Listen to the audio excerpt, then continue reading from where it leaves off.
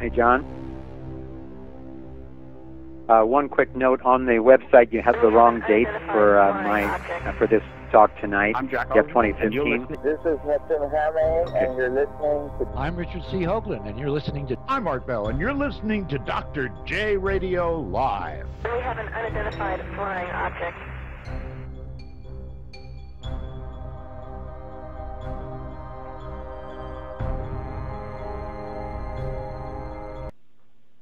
I'm Art.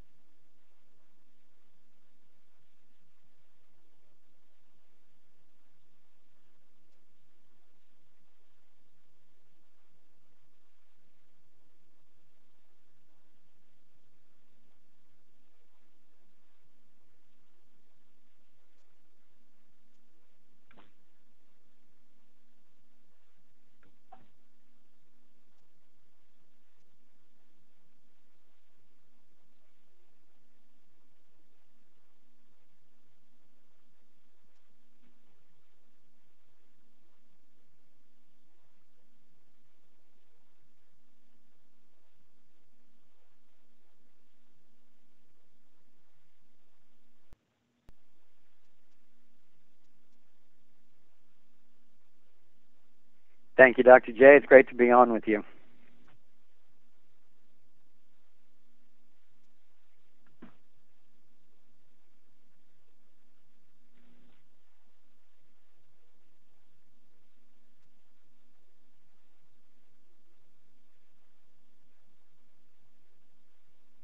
Well, it's officially just crossed 34 million in 27 languages. And that means, officially means that's counting one person per DVD or download. So it's actually probably more like 50 million people because, of course, people pass DVDs around and they gather their family and they do community screenings and so forth. So we're just thrilled with the spread of it. And that's with no marketing at all other than just word of mouth like this. People are just fortunately trusting it and passing it on to their networks.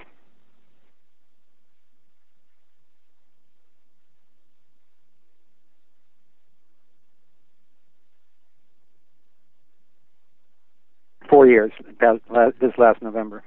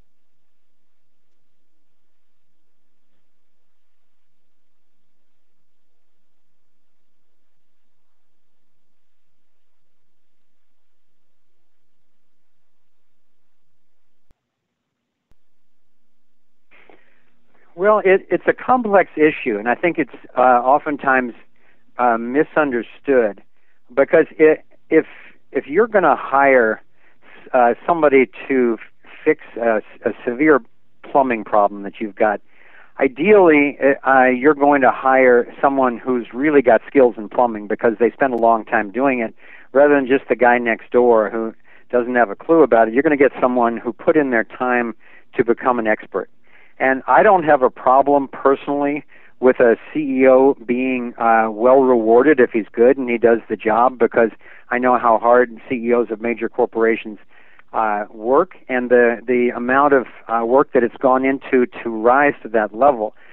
The problem with the wealth inequality, to me, is not that we should take money from this one and give it to that one. That's been tried through socialism and communism, across the world and for a long time.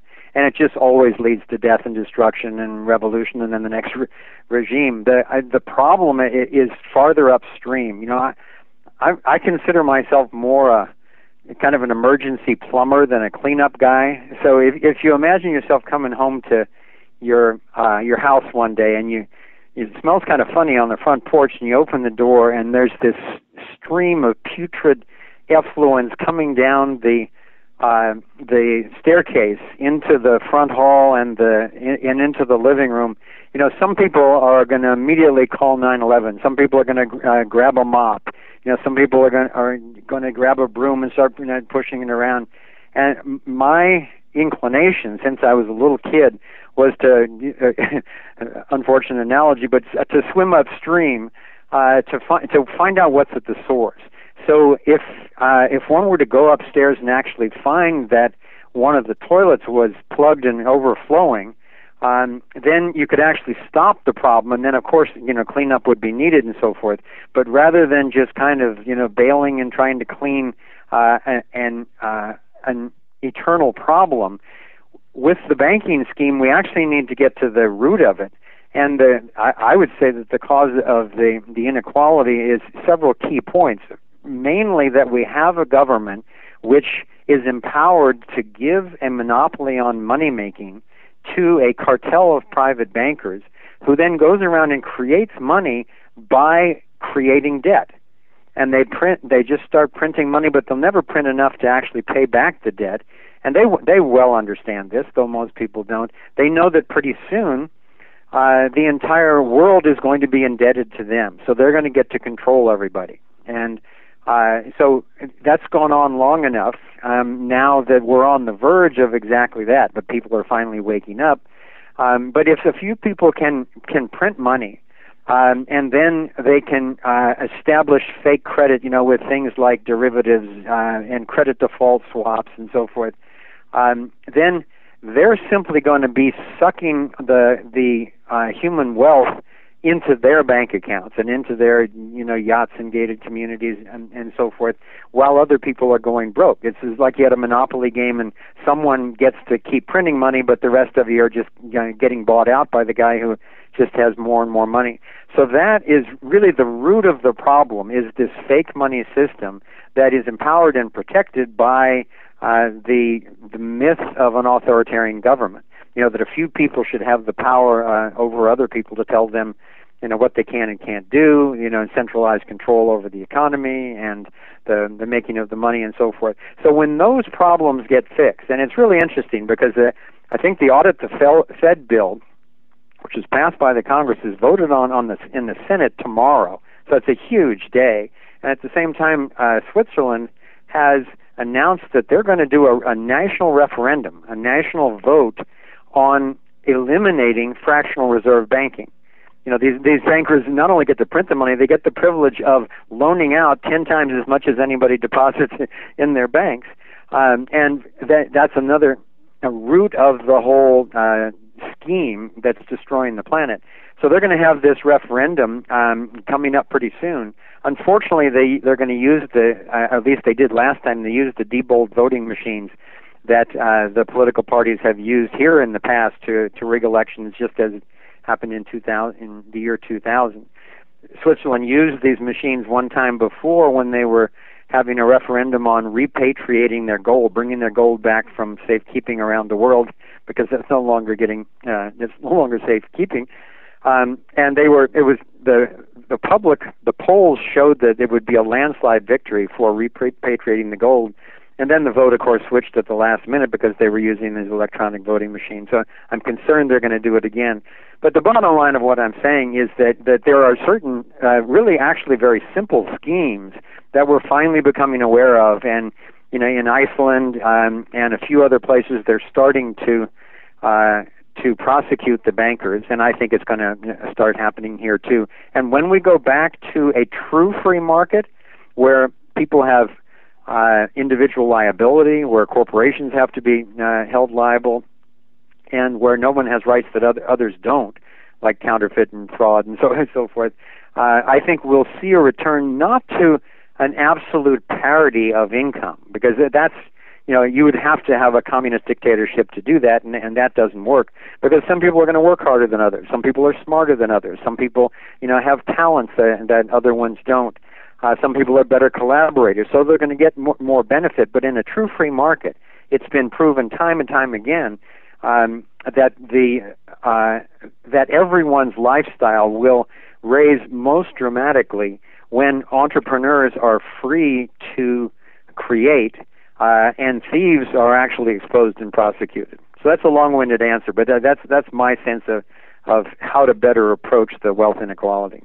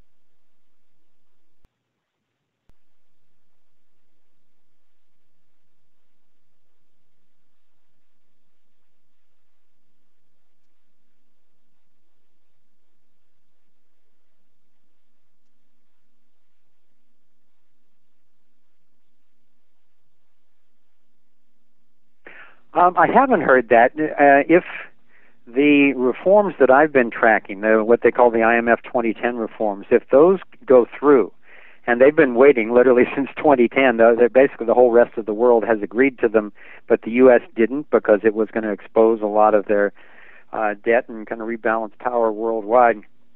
Obama finally agreed to those just a couple of months ago. So I think that in this year we're going to see resets of various currencies, and we're going to see a balancing out of currencies marked more accurately to the actual financial health and the products and services and resources that a country actually has. I've seen that in those things that the reserves may have to go as high as 40%, and I know that there's some people in the international financial scene who are pushing to go to 100% gold backing or asset backing. I don't think that'll happen right away. I think ultimately that it will, because it's just when your money is actually backed by something real, it's just more reliable. So people are going to gravitate to that alternative as soon as anyone is allowed to have it. And I know of a startup bank in Utah and another one in Colorado that are actually going to be 100% gold-backed. A couple of people that I know have tried that before and gotten shut down, but it looks like they're actually going to go through this time, and you know, money's going to get more real.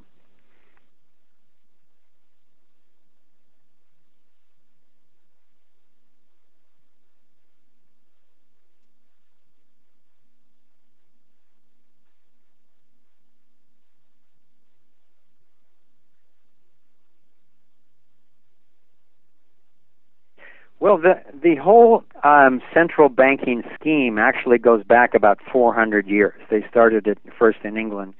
And the fractional reserve goes back even farther than that. As we did a little cartoon in Thrive where we depicted the notion that the first bankers were basically the goldsmiths and the silversmiths, you know, people who knew how to work with metals could create the first vaults.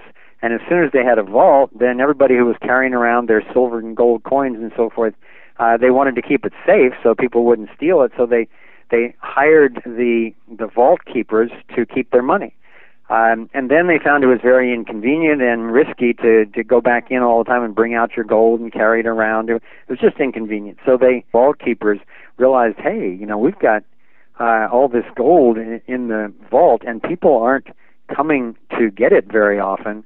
So maybe we can actually just loan out against this this gold and just be confident that people won't come in at the same time, so we can actually loan out more than we've got. Well, that was the beginning of fiat money or fractional reserve. And it's interesting, there's a guy named David Morgan who has written a wonderful book called The Silver Manifesto, all about the history of precious metals and especially silver. And he's got graphs in there showing the history of Chinese dynasties. It would literally last 1,000 years, but within 100 years, usually, of the time that they would go off of precious metals and onto fiat money, just making it up without any real backing, the graph would just drop off the cliff, and the dynasty would lose its power, they'd lose its viability and the confidence of the people, and they would be taken over by someone else who would start a new dynasty, based on more solid resources, until they got sucked into the same scheme. Well, it's been the same way. You referred to Jekyll Island. That was 102 years ago, and there had been 4 previous attempts to even some successful for some period of time, to create central banks in the U.S. And President Andrew Jackson spent most of his presidency fighting against the central bankers because he knew how destructive it was. But the meeting that you described, this clandestine meeting down in Jekyll Island, plotted the scheme that led to the Federal Reserve Act, where basically all the bankers came out publicly and said, no, you can't let through this Federal Reserve Act because it'll be bad for the bankers. And so the public bought into that, and the government was in collusion with them. So they passed the Federal Reserve Act. I think it was on Christmas Eve in 1912, and then the act actually went into effect in 1913. Coincidentally, the same year that the IRS was created. So that was really the beginning of the retakeover of the United States. And after losing the Revolutionary War, the British bankers had been plotting this for a long time, and they basically figured, okay, if we can't beat them with guns, we're going to beat them with money. And that was the beginning of it. And then they added in the income tax, so the government could take as much money as they wanted and pay the debt to this fake Federal Reserve and wage wars without having to raise taxes and so forth. And that was really the beginning of the major demise of America. And now the dollar is worth less than 3 cents of what it was in 1913, and we're obviously, the government says we're $18 trillion in debt. If you count unfunded liabilities, it's over $100 trillion. The big banks are approximately $700 trillion in derivatives debt. So we're running on fumes. There's no real value there, except the army keeps going around trying to make everybody use the petrodollar. But even that is disappearing, and we're going to be moving to a new asset-backed global financial system, I would say within this year, if not within a few months.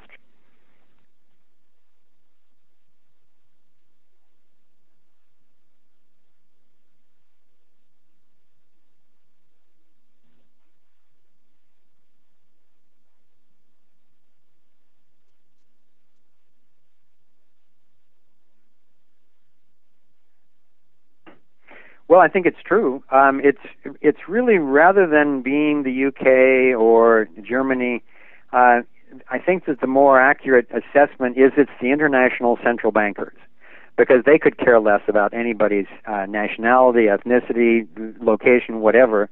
But they're the ones in charge of this scheme. And so when you see these, like this one after another war in the Middle East, the notion that we're doing this for their peace and security is just ridiculous. I mean, it's come out now that it's obvious that it was about oil. but it's about more than that. The first thing that the U.S. Army does when it invades in Iraq or Libya or whatever is they go in and they take all their gold, and then they secret it out of the country and stash it. But even beyond that, if you look at the countries that have been attacked, for the most part, they're countries that were refusing to come under the thumb of the Rothschild international central banking system.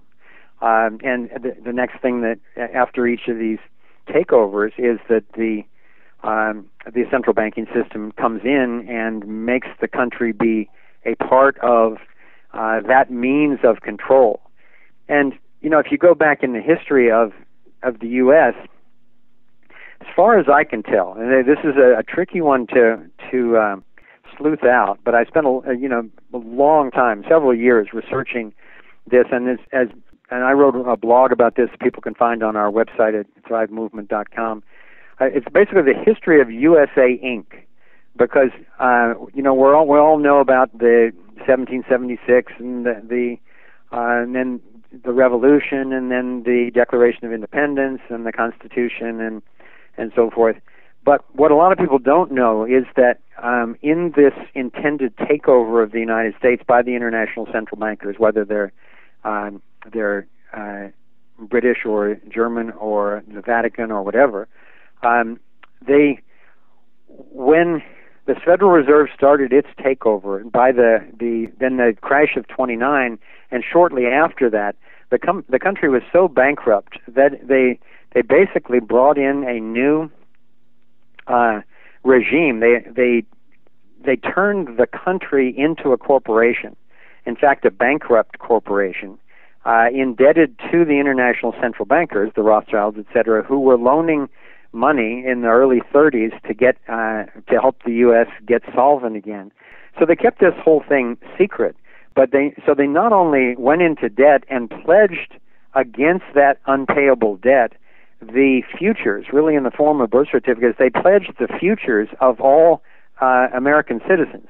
So when you get your birth certificate now, it's actually something that can be traded on they can trade it on the stock market, because it represents a debt that each of us owes to the U.S. government, or actually to the U.S. corporation, so that they can continue to pay down the international bankers. And so they not only brought in the corporate shell, but they also brought in a new judicial system. So instead of being under the constitutional system, we're actually in many ways under what they call the UCC, the Uniform Commercial Code. So it's a corporate system of commerce, and this has been tested by some very knowledgeable people that I've met and worked with, where they actually went into the courts and refused the verdict that was against them for not having insurance for their car or some fallacious debt or something like that. They refused the sentence and said, basically, I know under UCC code that you are just making an offer to me, and I'm going to decline that offer. And in fact, I'm going to give you an individual notice of liability for the damages that you're causing me through these claims and any jail time and damaging my reputation and so forth. And as soon as people knew how to speak the language of the UCC, literally the judges would either throw out the case or they would recuse themselves from the case. And there's a lot going on both in the U.S. and Canada right now, beginning to expose this whole secret system behind the scenes, because it really impacts all of us and our children and grandchildren. And it really comes back to each of us learning to ask the question, by what authority do you claim to take my money, to take my children and send them to war, to make arbitrary laws that inhibit my life even though I'm doing no harm? So I could go off down that rabbit hole for a long time, but it's an important piece of the puzzle of international banking. You brought up the UCC, Uniform Commercial Code, and what you talked about with the sentence and the counteroffer is essentially contract law, what I learned in law school, offer, acceptance, and consideration. And one of the great things that I saw in Thrive was a term you coined, courtocracy. Is that the Corporatocracy? Yes, yes. Yeah. The rise of the corporations, that they literally own us. Yeah, well, our most popular graphic from the movie was our follow the money pyramid that took a long time of my research to discover, and then we wanted to boil it down into one picture so that people could understand it and understand something that we're told is very complex, but which is actually quite simple. And basically, it's that at the bottom level, there's you and me and everyone else running around trying to live their daily lives. But on top of us, obviously, is government, thinking that they can take our money and tell us what we can and can't do. But most people, they talk about the President of the United States being the leader of the free world, the most powerful man on the planet, and so forth. Well, that isn't even close to true. These guys or gals are puppets for what's above them, because what's above them is the corporatocracy. It's the major corporation, and you can see it now, especially with Citizens United, where they've basically taken down any cover, any pretense that they're not, these corporations aren't bribing and controlling the politicians, and so above the government is the corporations, but above the corporations is the banks, because they're all dependent on the banks to get their funding at discount rates, to get capital, loans at cheap rates. That's how another way they get advantage over the rest of us is, if we're borrowing at 6%, they're borrowing at 2 or 3%. So the corporations are beholden to the banks, but then the banks are beholden to the central banks, the Federal Reserve or the Bank of Canada or the Bank of England, whatever. But then even that layer, they're beholden to the international banks, the IMF and the World Bank and so forth, and even they are beholden to the central bank of central banks, which most people have never even heard of, which is the Bank of International Settlements in Brussels. And that's just the pyramid of what's obvious on the surface. Then, of course, above that are the secret societies and the indebtedness to the dragon families of Asia and so forth. But understanding that government itself is just a pawn of the financial powers is critical for our liberation in our daily lives, but also, as a society, freeing ourselves of this, what Matt Taibbi called the vampire squid sucking the lifeblood out of individual lives. I think it's actually crazy, insane, and extremely sad that our elected figures, such as POTUS or any senator, congressman, or even local assemblymen, really don't have the control that us, the people, are supposed to be giving them, according to the Constitution and lots of precedents.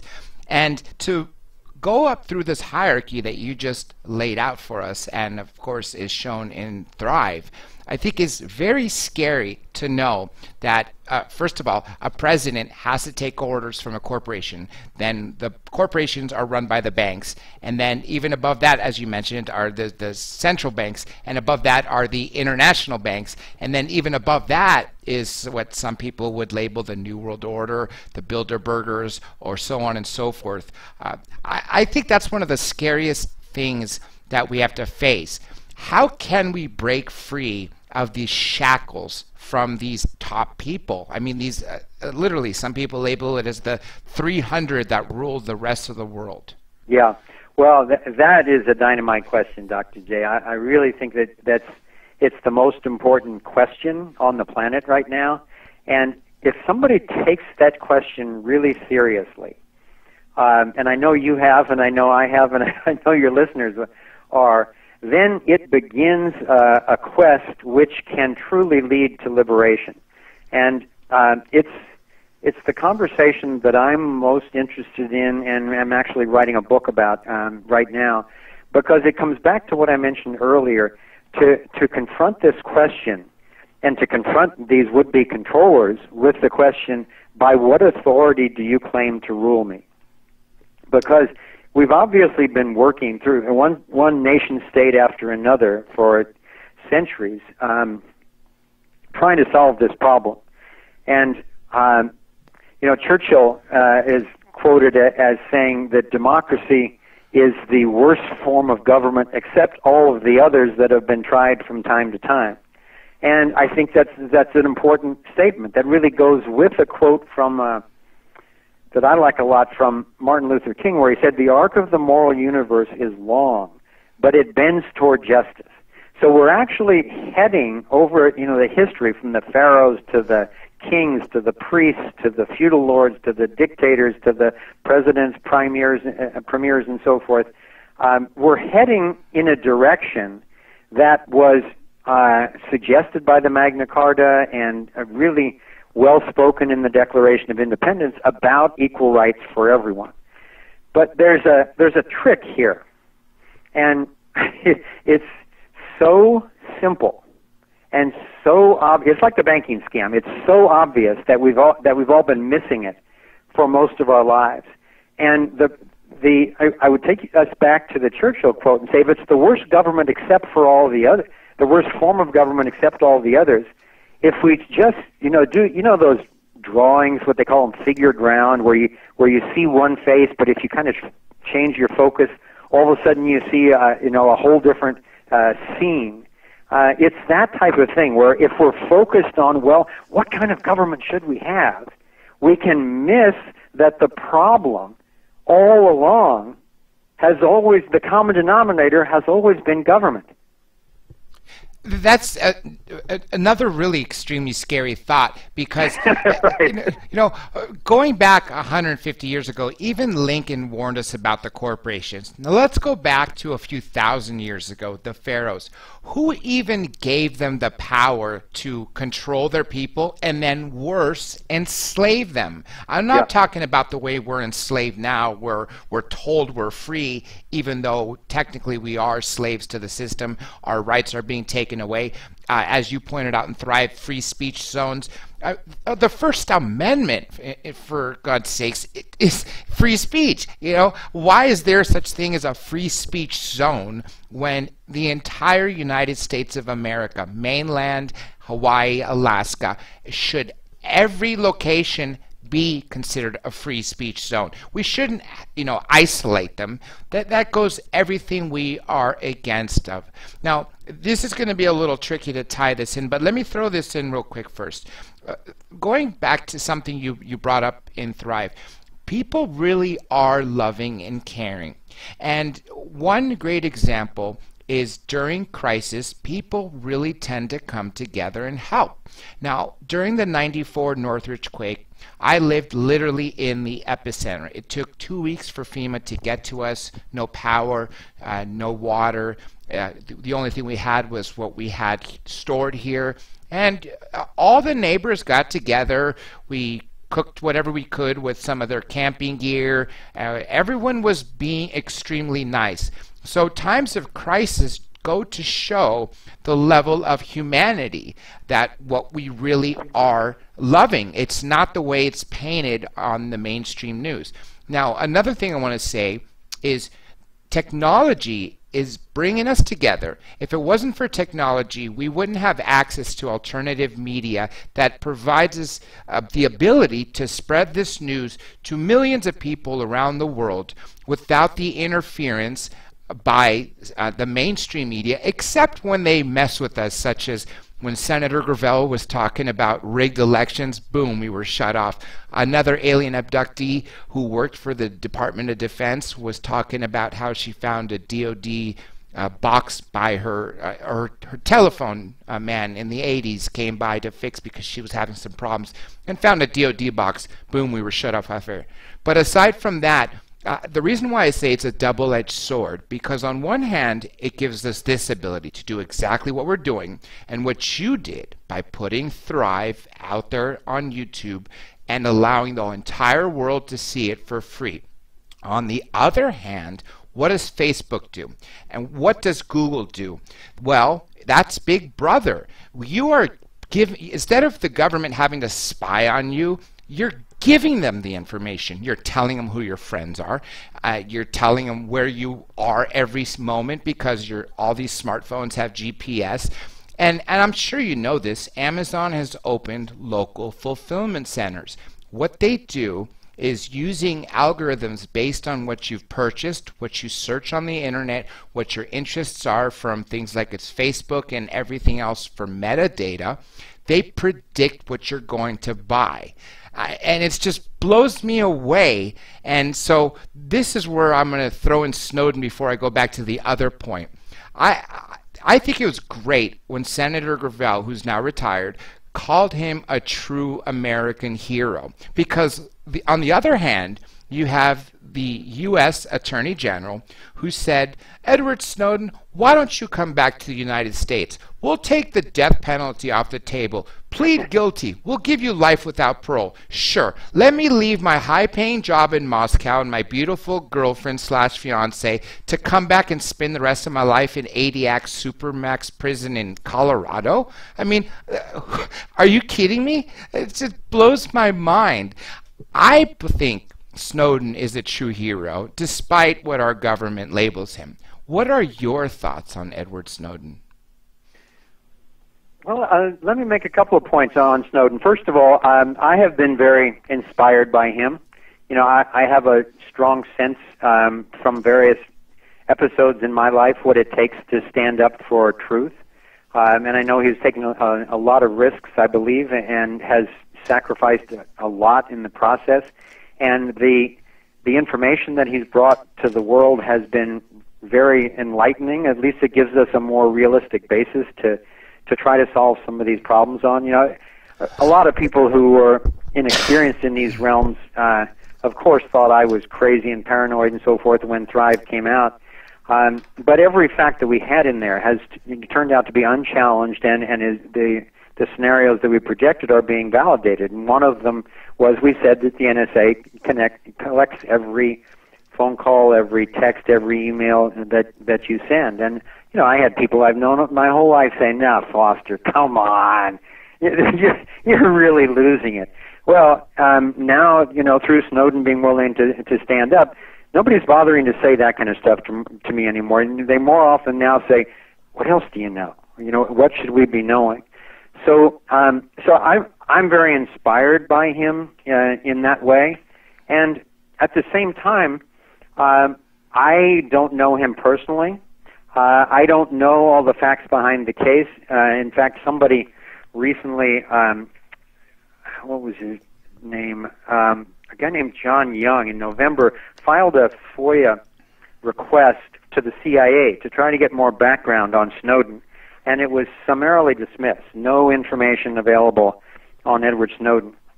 And there's a guy that I like and respect a lot named John Rappaport, who's a author, journalist, and primarily an investigative reporter, and has been for decades. And his perspective I find very informed, and he's willing to also entertain scenarios that are not traditionally recognized. And he has been really cautioning people about possibly being duped by Edward Snowden.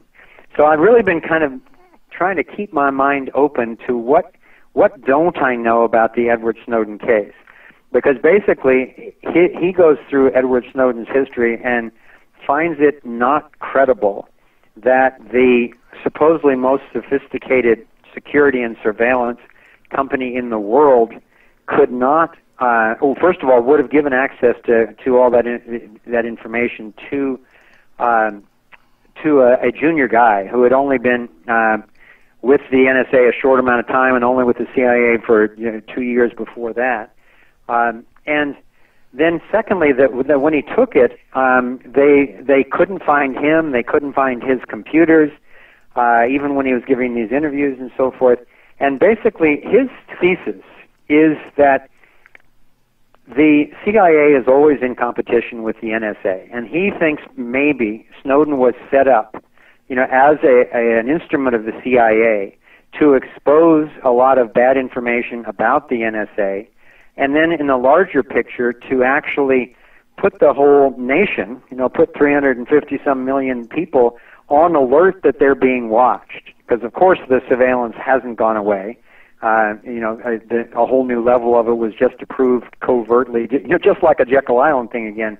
Right at Christmas this past year, that whole omnibus spending bill under the guise of, well, we have to expand credit for the country and so forth. Everybody slipped all their corrupt junk in there, and people didn't even get a chance to read it, much less argue about it. And so the whole new surveillance bill was slipped in there. So it's not like the surveillance went away, but now everybody's on hyper alert for, Big Brother is watching us. And when you're trying to dominate lots and lots of people, fear is a lot better than force.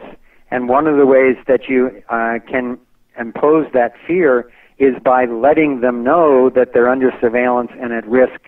If they catch bad things, then through the NDAA and so forth, they could not only go on no-fly list, they could be taken and kept without attorneys and without right to a trial or any of that type of stuff. So I find his argument compelling. I'm not convinced either way. So meanwhile, I'm wary about that, but I continue to get inspiration from who I hope Edward Snowden is and what he's up to. I'm glad you brought up fear. Fear absolutely controls, and that is why if you turn on the news, which I do my best to avoid unless there's a major story that I've been told by a family member to tune in, and it absolutely does control. So when we've had all these terror alerts, and I truly believe that some of the terrorist groups are not real in the sense that, or as big or threatening as they say. One thing I've always wondered is, for instance, Al-Qaeda. You heard nothing but Al-Qaeda every single day, multiple times a day on virtually every news program from 9/11 on. And then all of a sudden, a couple of years ago, Al-Qaeda seems to have slipped out, and then ISIS/ISIL comes in. It's like, wait a minute, what, is Al-Qaeda no longer a threat? And that just boggled me. And then I'm sure you've seen Charlie Wilson's War, going back to the 80s, where the Soviets were invading Afghanistan. We were funding the Afghans secretly, through Egypt and Israel and whatever other means we can get it. So it didn't have the mark of the United States because they were the only people fighting off the Soviets. And so if you were somebody living in Afghanistan at the time and you had your entire family slaughtered by the Soviets and you were using American provided weaponry to take down the helicopters that were blowing up your villages and so on and so forth, but you lost your entire family in the process. And at the very end of this conflict, when the Soviets end up heading back to USSR, and Afghanistan is in ruins, they turn back up to the same people who funded their weaponry and say, please help us, build some roads, let us get some schools, some hospitals. But yet we just dumped them. The history of the United States has, especially the CIA and other agencies like that, we have a history of helping and then just dumping, saying we don't know you.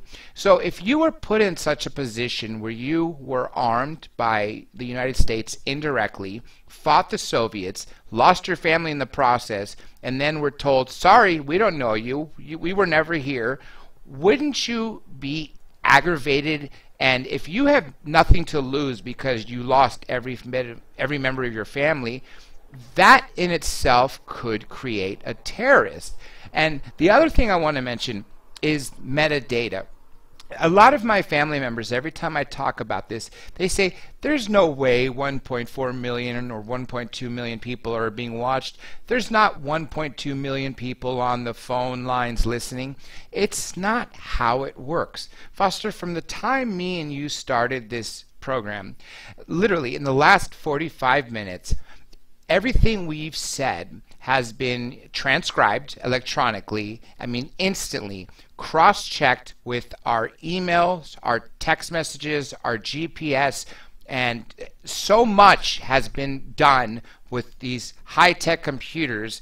That's what's really going on. It's not necessarily that someone is literally listening on like the FBI was wiretapping the mob. I'm sure that happens to high-level targets, but for the everyday Joe, and his wife, This is what is really happening. I'm sure you would agree with that, right? Yeah, I think that's a much more realistic assessment. My understanding is that everything is archived. Of course, they're not going to have live people listening to everybody that's out there. It's just, it would be useless and impossible. But they archive everything, and then if they want to go back to try to get something on you, or you become a person of interest, then they'll go back and look through stuff. And I'm confident they have the capability of listening live to most technologies, whether it's the radio or telephone or email or text or whatever. Unless it has a high level of encryption, they can listen in live whenever they want. Now, this is sort of changing the paradigm of our conversation, and this is what I was going to bring up earlier. In your process of creating Thrive and in the research that you've done for the years leading up to the making of the movie and then presenting it, you've uncovered very many starting facts. And I'm sure you were probably on the fence with some of them.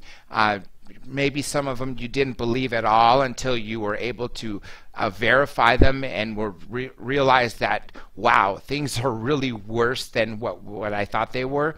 And so this is going to come out of nowhere, but how do extraterrestrials fit in this? Because when we were talking about the pharaohs, some people say that some of the pharaohs were actually extraterrestrial. Well, they well could have been, and the Giza pyramid certainly seems to exhibit an understanding of mathematics and cosmology and physics and so forth that is in many ways more advanced than what we have today.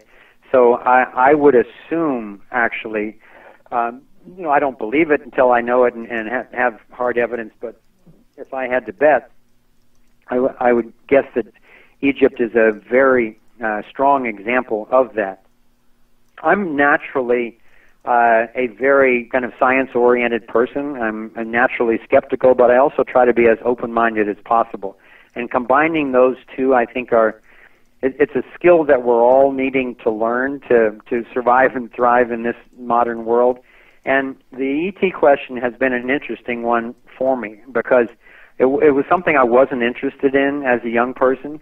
And then when I was in college, I had a direct UFO encounter, and that just blew my mind. There was absolutely no physical explanation, still isn't, for the kind of thing that I saw.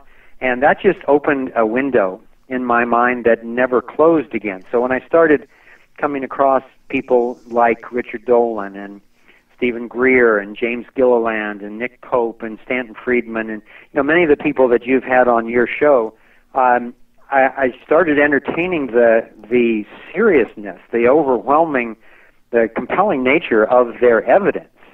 Particularly Stephen Greer with over 500 high-level government, military, and FAA witnesses. I mean, if you have one or two serious, credible witnesses like that, that's important. If you've got 100, that's absolutely astounding. But when you've got over 500, that's tough to argue with. So when I really got into studying it, I really went full circle from thinking, well, it certainly would be arrogant to assume that we're the only sentient life in a cosmos with billions of stars in our galaxy and billions of galaxies. That would be an outrageous claim. But I was waiting for some sort of evidence. And then the more I saw, particularly studying ancient cultures, I began to think, well, it's not only probable, but it's actually looking to me quite certain that we're not only being visited now, but we have been visited for centuries, if not millennia, and more. And then as I started to go into the Sitchin work with the Anunnaki and so forth, at first I thought, wow, that is a wild fabrication. But then I began to see the documents and how serious Sitchin's work was and his translations and other confirmations from other cultures and so forth, like Credo Mutwa and the Chitahuri in South Africa. These stories start to get very consistent. And I realized, okay, if they've been coming here for a long time, the chances of their doing some sort of interbreeding to either take over our race, to help our race, or to make it more possible, if for instance, they had to leave wherever they lived, more possible for them to live on this planet, then it makes a lot of sense that they would have been doing interbreeding. And then the Anunnaki story actually was the first compelling logic that I had heard for explaining the so-called missing link. You know, to go from apes to Mozarts in a relatively short amount of time geologically, I had never been able to put that together. But it kind of makes sense if you talk about interbreeding with more advanced species, that we could have really made quantum leaps in a big hurry.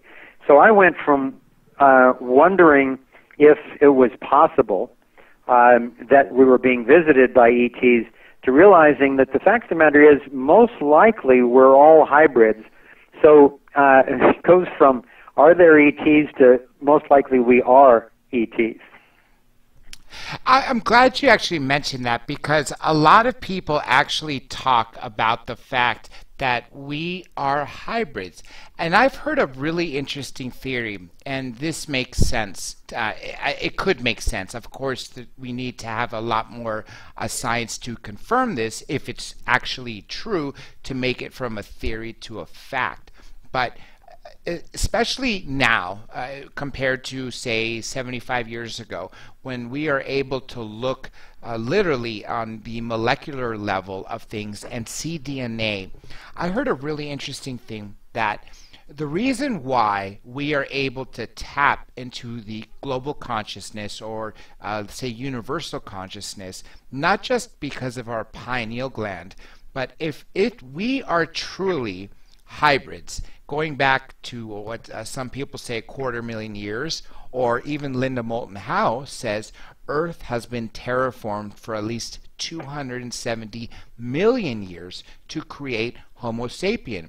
And apparently Homo sapiens are on several planets as tests, as Bob Lazar says. One of the reasons why he doesn't want to go public about all the information he knows is because he says it would kill people emotionally, and society may collapse, and religions will definitely be hurt, to find out that we weren't as special as we thought we were, if we are literally just an experiment by these extraterrestrials, and that they have had several life forms before us that they experimented on, and we are on several planets, and they're just watching us evolve, because allegedly there is this universal rule that they're not supposed to step in with our evolution unless it affects them, such as nuclear weapons. And as Stanton Friedman explained to me, when we set off the first atomic bomb at the Trinity test in 45 near Los Alamos in New Mexico, what it did is it sent a domino effect of the nuclear reaction that went on to transcend dimensions and go on into other galaxies, and essentially sent out a signal to the way, as Stanton Friedman puts it, that the children found the matches. Rather than doing something good with nuclear power, what is the first thing we did? We created a weapon of mass destruction. What does that go to show you of where our minds are? I mean, isn't that sick how primitive we can be, when on the other level, as I mentioned earlier, we truly are loving, caring creatures? Well, most of us are. And then there's a certain percentage of the world population that is psychopathic and sociopathic. And unfortunately, in the system that we have allowed to be created, the whole state authority system, the psychopaths naturally rise up to the top of each of the individual pyramids, whether it's the military, the government, the corporations, the media, whatever. Because in these systems that are based on domination and control and deception, if you don't have scruples, if you don't care about the impact of your behavior on other human beings, and you're willing to lie and cheat and steal, well then bingo, we got a great politician here. We got a great lying corporate CEO. We've got a military commander who will have, statues built of him in iron after he killed several million people and so forth. So it's allowing that belief system to exist that I think has us as a planet in quarantine.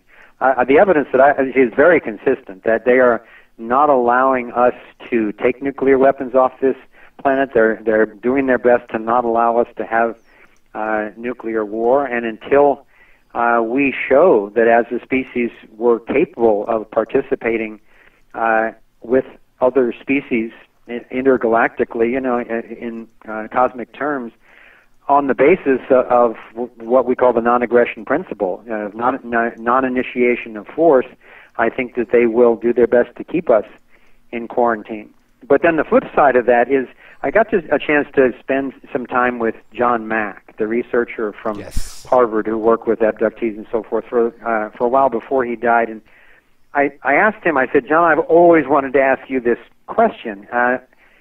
Do you assume, like I do, that any extraterrestrial species that is way more advanced than we are has gone through the technological self-destruction risk stage such that they've actually learned enough about conflict resolution and enough about how to relate to energy that they would not have nefarious intentions in visiting Earth? And I was hoping for a strong yes to that, and he said, Foster, I think you're missing an important point here. He said, look how far human beings are evolutionarily more advanced than the rat. And then look at how a lot of people on this planet treat them in our laboratories. He said it's not necessarily that they would come here to try to hurt us, but if they had an agenda of experimentation with us, or they needed a planet or something like that, they might subjugate us or even eliminate us the same way, that humans might squash a bug unnecessarily. So that was very sobering for me. I know people who think, there's only good ETs, and other ones who are talking about all the different, wars that are going on over our heads, of the ones who are trying to take over the planet, the ones who are trying to protect us against them, and ones who are trying to enlighten us, all that stuff. So I've expanded my worldview a lot about what's possible in terms of the ET reality. I agree with you in the sense that I think there's just so many out there on different evolutionary scales.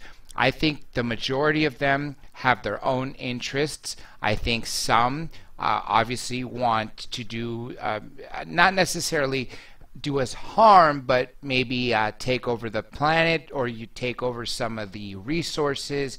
There was theories about in the 250,000 years ago that the Anunnaki was taking gold. And I'm sure on the other hand, just like in theology and everywhere, we have good and bad. So I'm sure if we have bad extraterrestrials, just like yin yang, there has to be some good ones. Now we are about to take a break, so if you don't mind, hang tight. We will be right back in just a few short minutes. I'm Art Bell, and you're listening to Dr. J Radio Live.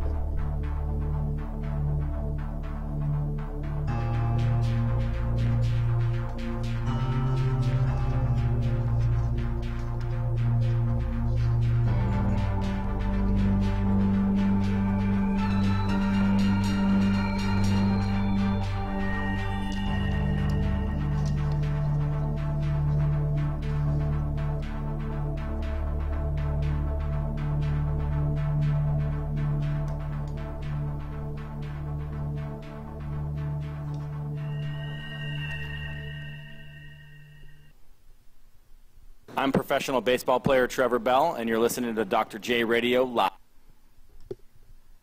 Welcome back to Hour 2 of Dr. J Radio Live. Of course, I am your host, Dr. J. We have been having a spectacular conversation with the one and only Foster Gamble. As I always fear, we never have enough time to speak to one of my true heroes. And I'm not just talking about local hero. I'm talking about a true humanitarian for the world. Someone that I look up to and I think has inspired so many people, which is why he is one of the top, if literally not the actual top, most requested guest I have on this show. And as you all know, over the last 5 years, there have been several celebrities, politicians, researchers of every kind, pretty much every person involved in some sort of conspiracy or UFOs. You've heard them all. This show is all about you, the listener. That's why I take your guest requests very seriously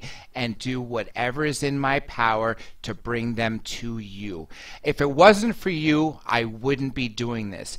I figured after 31 years of being on the sidelines, just reading everything I can, sucking up all the information and filling my brain up with this knowledge, it was time to become proactive and bring the information to the people. And I think that's the best decision ever, and that is why I continue to do this. So I must thank you, the listeners. Now, I want to bring us back to our top guest, Mr. Foster Gamble. Mr. Gamble, you are speaking this weekend with several of great friends. Of course, Daniel Sheehan, who was a Harvard attorney, defended John Mack, great friend of mine. Richard Dolan, who appears on this show for I can't even count how many times over the several years. I've watched him evolve through all his books, from his first one, UFOs over the National Security State, UFOs and the National Security State, which put him on the map, through all the ones he's written since then. I believe Kimberly Foster is also going to be speaking, and Catherine Austin Fitz, who will be joining us right here live this Friday, 7 to 9 p.m. Pacific, 10 p.m. to midnight Eastern, 3 to 5 a.m. GMT Saturday morning.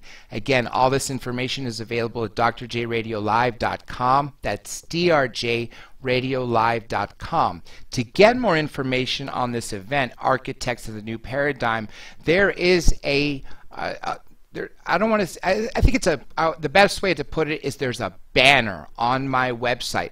All you have to do is click on the banner. It'll take you straight to their website, and you could see all the information, such as where to buy your ticket. I think it lists local hotels and everything you need to know about the event. Now, I'd like to turn it over to you, Foster, to say anything you want to tell the public, anybody who's listening on the several websites, and of course the terrestrial affiliate stations, which I gotta thank the two new ones that have joined us recently. So anybody who is listening, not just in your car or in your home or on your PC, wherever you are, we must thank you all for continuing to add us to your networks. But Mr. Gamble, why don't you tell them what you're going to be talking about this weekend and why it's such an important event that people should be there? Well, I really encourage people to consider whether or not they can make it to this, because it's an extraordinary gathering. Frankly, I don't remember when I was as excited to be going to a conference, and I have been busy with a couple of really big projects, so I have not been doing conferences in quite a while. But when I got this invitation and I got clear on what it was, both Kimberly and I got very excited and carved out the time to do our preparations and to spend next weekend in San Rafael, California. And the reason why, first of all, the title we take very seriously, Architects of the New Paradigm. And that doesn't mean, a few people are going to be put up on pedestals like they're going to architect for the rest of us, or any of that. It's really about each of us realizing that day by day, action by action, we're each individually creating the new paradigm. And Jordan Pease, the guy whose vision this was, made it very clear that this wasn't going to be just a bunch of talking heads selling books or movies or something like that. This was going to be an interactive brainstorm weekend. So the 6 people that you mentioned are going to be doing talks on Saturday, followed by a panel moderated by George Noory that's going to be taking questions from the audience. But then the whole next day, Sunday, is workshops all day long, interactive workshops, guided by the presenters, but really open to the public interaction. We want to learn from you, and personally, I always find the group mind to be, in the long run, much more intelligent than any individual on their own, if people are willing to listen to each other.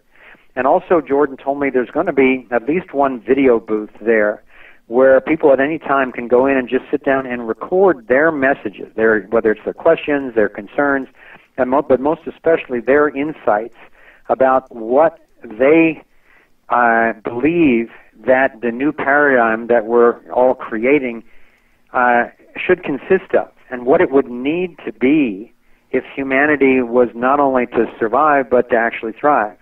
And that's the question that interests me, because I've heard a lot of talk. First of all, I have a lot of background as a scientist, so the word paradigm science really came about in describing scientific revolutions. But now it's been expanded out to all different aspects of society, and I hear a lot of talk about the new paradigm, but I rarely hear anyone say what it is. So for the last several months, since I knew I was going to be participating in this, I've just been interviewing people in social situations, professional situations. Whenever I got a chance, I say, have you heard of the new paradigm? And if so, what do you think it is? And so I've collected and kind of collated people's primary opinions on what that is. And it has to do, the old paradigm was more about disconnection and separation and win-lose and centralized control and so forth. And the new paradigm, a lot of people say, it's about realizing our oneness, both spiritually and scientifically, with the whole quantum entanglement thing and so forth, and looking for win-win solutions, and expanding our consciousness and being open-minded and so forth. And that's all great. I agree with all of that, and that's really important. But the new paradigm as such has been around for long enough that if it were sufficient, I don't think we would be on the brink of nuclear holocaust, economic and environmental collapse, political gridlock, and the amount of wars and suffering and poverty and sickness that there is in the world. So something's not working. So what I'm most excited about in this conference is defining what a paradigm is, what's it based on, and then really exploring what's missing from the so-called new paradigm that could actually create the breakthrough that Bucky Fuller was like. Bucky Fuller said, we're at a fork in the road and it's either utopia or oblivion. And I think he was right on with that. The title of my talk is Solutions Toward a Thriving World, and I'm just going to be really focused on solutions. But then the subtitle is Principles, Strategies, and Tactics for the Most Critical Moment in Human History. And that's not hyperbole for me. I do believe this is the most critical moment in human history, not only because it's the one that's now, but because it's the first time that we know of in our recorded human history that we had the potential to destroy life on Earth in a matter of minutes. And so we can't afford to just get the next regime or get the new world order or, have this fear politics and then, power and control over other people be the dominant theme. Because with the weapons of mass destruction, nuclear and biological and chemical and on, that are available now in not too long a time, a single pissed off individual will be able to take out a major city with a dirty bomb or some biological weapon. And so the time has come when we actually need to master harmony with other people and with ourselves and with our environment. And we're not going to do it on the old basis. And that's why I mentioned before that the common denominator with all of the death and destruction over the centuries that people aren't noticing was the state, this illusion that a few people should dominate others.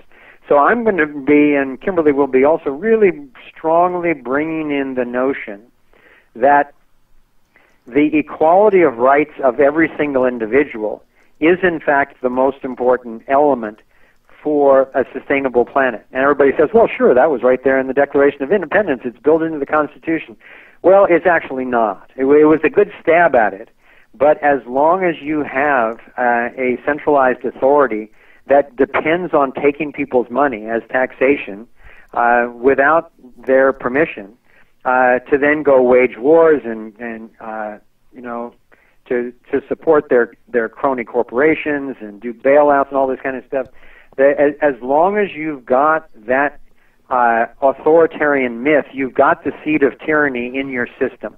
And whoever gets that power will take over the military, they will take over the money-making, they'll try to take over neighboring lands. It's just the story of human history. So I strongly believe that this non-aggression principle, that no one gets to initiate force against anyone else who is doing no harm, in other words, in true self-defense, I think that, first of all, it's the only thing that I have ever found that everybody agrees to. Nobody that I've ever met wants to be violated against their will. In fact, by definition, they don't, because if they did, if they want to be whipped or spanked or beaten or, some people are into that, but they're choosing that, so it's not against their will. So I think that in the same way the universe is revealing to us this toroidal form that is the dynamic for a sustainable system at every level throughout the universe, that the universe is also pointing to this non-aggression principle. And it goes back to, to ancient times, to BC. There were already wise people catching on to this. And then there were Islamic scholars, and then Jefferson and Thoreau and Ayn Rand and Mises and Rothbard and all throughout history there have been some people who recognize that natural law is based on nobody gets to hit anybody else, kill them, assault them, or take their stuff, or cheat them. That's basically it. And it seems obvious, and people say, yeah, well, that's just the golden rule. But it's not. It's more than that, because if you believe in that and then turn right around and support a government which goes and takes people's money, then the very basis of Western civilization is corruption. It's not in alignment with natural principles of sustainability. And that is a huge realization. As soon as somebody understands the moral argument, that's basically what that's referred to. As soon as somebody integrates that understanding, then they have moral responsibility. And it makes life very uncomfortable sometimes in terms of fitting in socially, or just condoning a particular political party, or getting into gossip about current events where this regime should rule that regime, or whatever. But on the other hand, it is the light at the end of the tunnel. From a lifetime of research, I'm 68 years old. I've been researching my entire life, and there's nothing more important than I've found. In the film, we described it as the torus being this fundamental pattern of wholeness. Well, when you apply the notion of wholeness to human interactions, and I'm sure you know this because I saw you had a background in dispute resolution, you've got to honor the wholeness of each individual, and the dispute is not resolved until each person has been justly considered. So the good news is that I spent the last 10 years, literally hours a day, studying this whole topic, and the deeper I look into it, the more exciting it is. Because in every area, whether it's accessing free energy harmoniously, or accessing a thriving economy through voluntary exchange rather than centralized authority, or accessing healthy whole food through honoring the wholeness of the hydrological cycle and the permaculture, the balance of a natural environment. Same thing with media, honoring the wholeness of information through having honest exchange through media, like you do in your show, as opposed to what you're going to get on on CNN or Fox or the networks, where they're basically just propaganda arms for a particular authoritarian belief system. So it's a challenge, but I think that this is the most exciting challenge and the most necessary challenge for humanity at this time. First, I want to commend you for what you're going to speak about, the solutions. That is really what's at the core of what everyone needs to do, and wake up. And I'm glad we have programs such as this and the ability to go directly to the people, bypass the mainstream media, and actually talk about these things, as you mentioned, that you will never, ever, ever hear on CNN, Fox News, BBC, or anything else.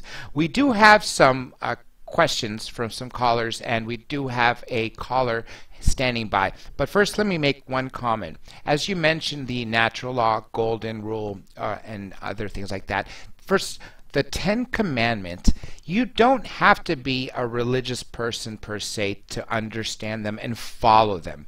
Those 10 Commandments are literally what everybody should be living by. Don't kill. Don't rape. Don't lie. Don't cheat. Don't steal.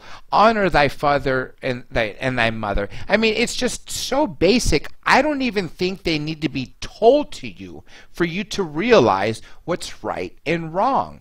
It just boggles my mind how some people, either they must be missing something in their brain, or have some chemical reaction, or that doesn't allow them to have that. But it just bothers me so much when I see this violence and these psychopaths and sociopaths.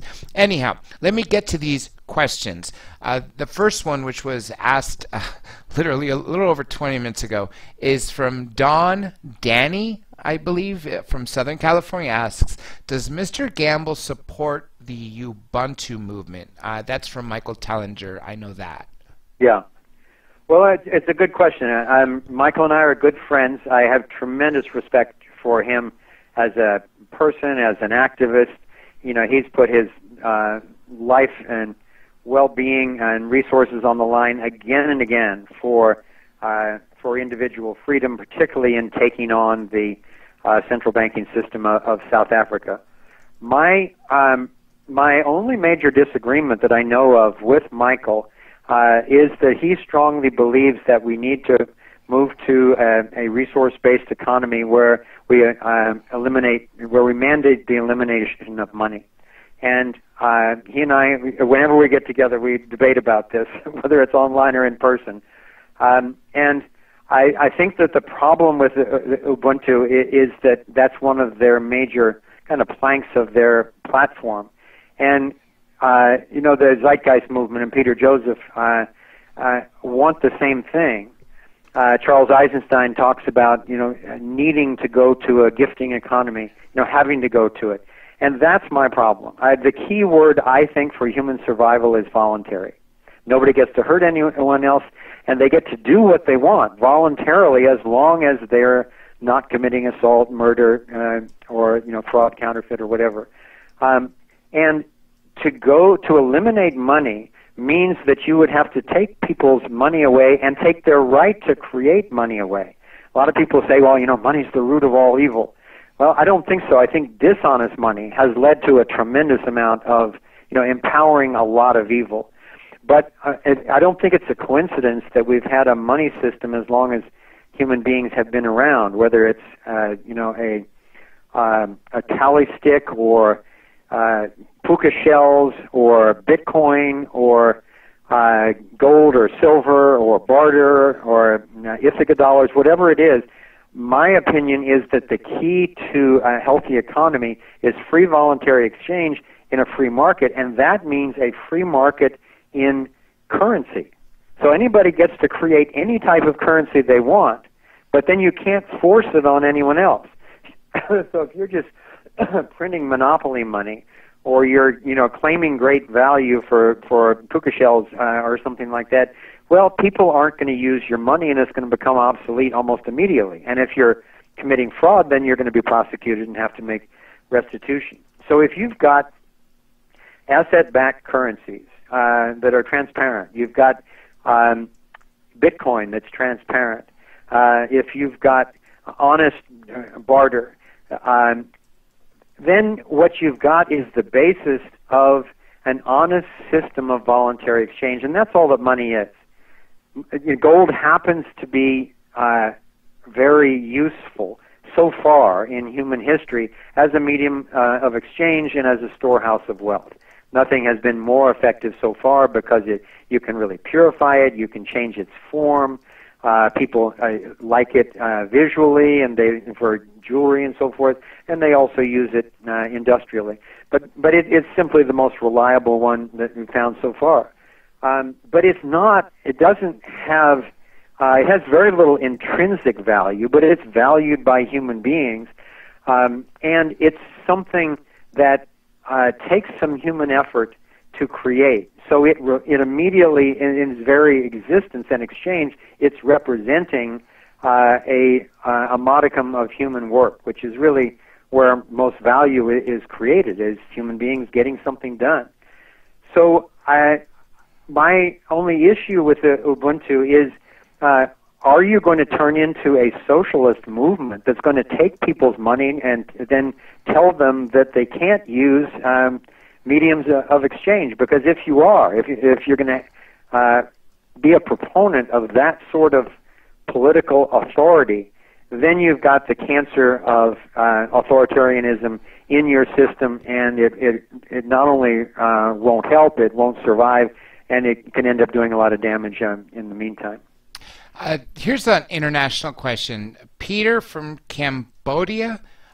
Could Mr. Foster give us a quick rundown of the principles of Aikido? I know that might be a long answer, but we do have some other callers, so I guess as quick as you can, per se, if you can. Well, it's an important question, and I did Aikido for 15 years. You know, I trained and taught the nonviolent martial art of Aikido. It's a Japanese martial art created by a man named Morihei Ueshiba back in the 70s.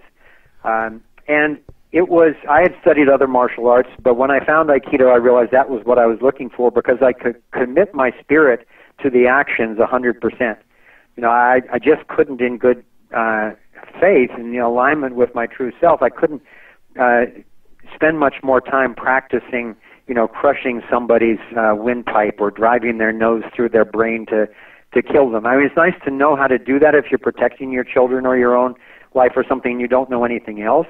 But it's not like karate, taekwondo, kung fu, and so forth. In most of their practices, it's not a philosophy that has a physical expression that you can use with your spouse and use with your children and use with your work associates, much less in international affairs, without doing a lot of damage. And so this guy comes along, and he was a master of many martial arts, and then he had a spiritual enlightenment and realized that the true Budo is not to win over an enemy, but to reconcile the world and make human beings one family. And I realized, okay, that's something I can align with. And then the practice of the art itself was the most powerful thing I'd ever experienced in the martial arts, especially because it never goes up against another person's force. It blends with force and then leads it either into disengagement, just getting yourself out of a situation by freeing yourself from an attacker. But if they're relentless, if they keep coming back, then you have to immobilize them.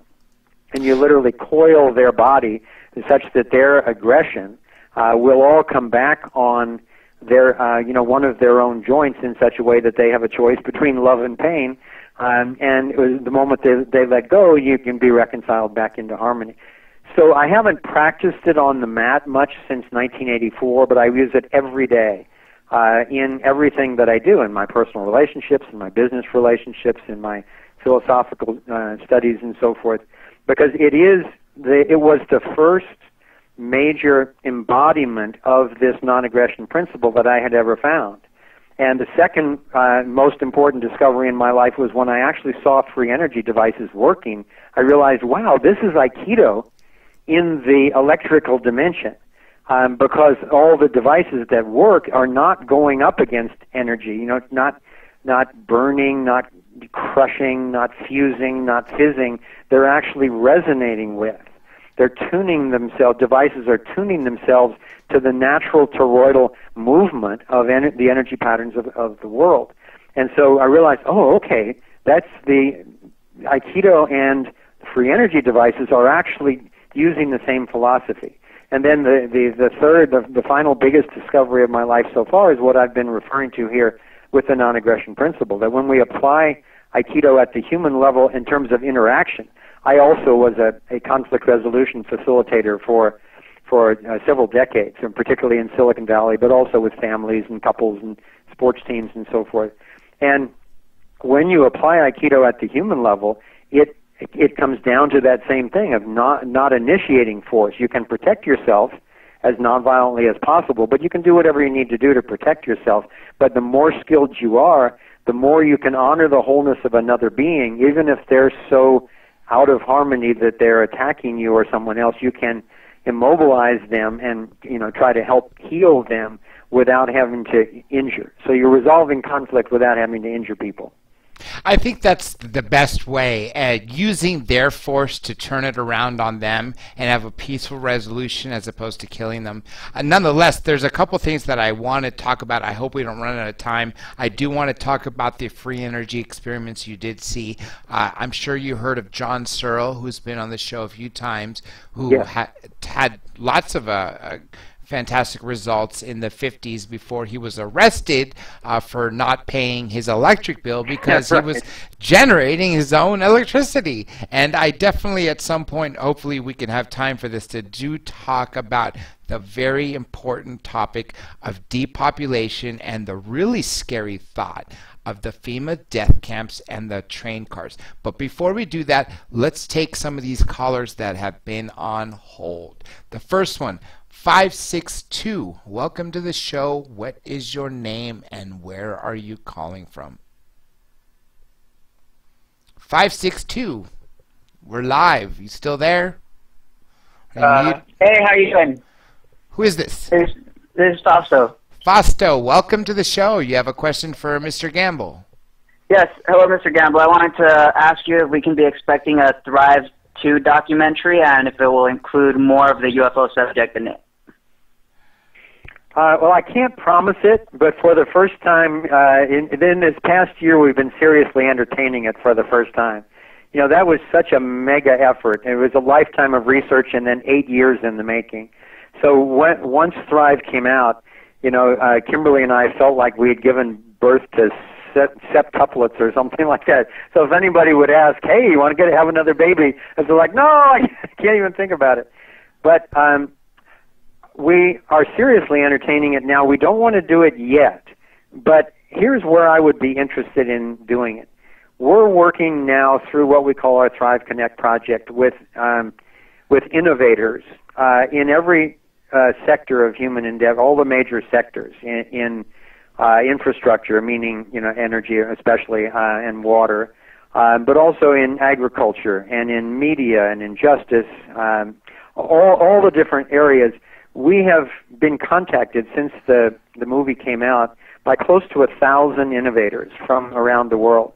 And it's been a huge task just being in touch with all these people and kind of sorting out what's real and what's ready and what's promising and so forth. And we have, in our encrypted primary database, our priority database, we've got now close to 500 projects. And out of those, we've culled the 70 ones that we think will make the biggest and most immediate impact on transforming us into a thriving society. And so we're working with them, vetting these various projects and helping them get the funding, getting the security consulting, the legal advice, business advice, and so forth to actually bring their successful innovations out into the world. And so I think we're going to be seeing many of those things coming out soon. And the problem, of course, is two things. So one, they're being suppressed, and two, it's still a challenging thing to raise money for. But the most encouraging thing to us is that with the solutions that we're already seeing, there are already solutions to every single major issue that we're seeing that is plaguing humanity right now. We're already seeing workable solutions to them all. So I think that the big challenge right now is getting the professional advice, the security, and the money to the right people, and helping them get their projects out to the world. We have another, I guess, a Skype caller. And for all those you calling, by the way, I'm sure you've obviously you found the numbers in the Skype names to call in. Just keep in mind, please ask one question. There is a delay, so if you don't mind, hang up and then listen to your answer off air. And let me just say it out loud for those of you who are not looking at any of the multiple locations where you could find the information, but the phone number is 818-923-1713. Again, 818-923-1713, or use Skype, Dr. J Radio Live, DRJ Radio Live, or the other account, Skydiving Lawyer. Like I'm jumping out of the plane and practicing law, Skydiving Lawyer. All one word. Okay, this next one is a Skype call. It goes by Miami Tom. Miami Tom, welcome to the show. What's your real name, I'm assuming, Tom? That's Tom. Hey, Mr. Gamble, thank you so much for all the work you've been doing, and we just really appreciate it. Got a quick question for you. What do you think the most promising, what you did mention that there were some technologies coming through with a lot of the projects that are coming into you. What looks like the most promising alternative energy project? And then another question I have is, you mentioned something earlier about the Ubuntu thing, the economy. What do you see as a replacement for the economy? You didn't really get into that too much, but what do you think that's going to be? Okay, well, let me address the first one. First of all, you're welcome. Thank you for the acknowledgement. I'll pass that on to Kimberly and the team for what we're doing. And in terms of the promising energy devices, you may know that there's a device we referred to in the film created by Paramahamsa Tiwari, who used to be the head of nuclear energy for the country of India. And my friend Dr. Brian O'Leary, the former astronaut who really got into free energy, actually went over to India and visited him, and he confirmed to me that as far as he could tell in his vetting, that technology was real over-unity technology. And I don't know if you know, but just within the past 2 months, the Indian government has come out saying that they have validated that the technology is something like 280% over unity, and that they're not only going to allow it out, the government is going to support it, and they publicly said that they're going to defend Tiwari and the technology against any subversive activities from any individuals, any corporations, or any sovereign nation states. So that is an absolute turning point in the history of the world. Because I think that technology is real, and now all of a sudden it has huge support, not only the backing of India, but India is so closely allied now in this BRICS alliance with Brazil and Russia and China and South Africa, that it's a huge alliance now, and the BRICS alliance has a huge vested interest for many reasons in supporting these technologies coming out. Not the least of which is the just horrific levels of pollution in Beijing and other places in China. So we've been approached by a number of different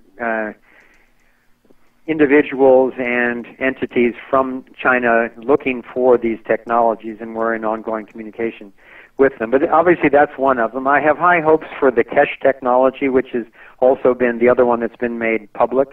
I know that it's a sophisticated plasma technology. I don't think they're claiming over unity. It only works with some things, and it's particularly good for charging other devices, which a number of the plasma technologies tend to be best at recharging rather than developing a lot of torque in a motor. So those ones are very public, and also Hope Girls Save the World Project and their QEG motor. has not been validated as over unity yet, but I like their approach of going public with the plans before they're confirmed, because it's safer that way. And there's over 1,500 labs around the world now which are working on completing and validating that technology. And then in terms of some of the things that I've seen that are not publicly known yet, I've seen self-charging motors. I've seen a very inexpensive geometric device that runs on milliwatts and boils water in 8 seconds.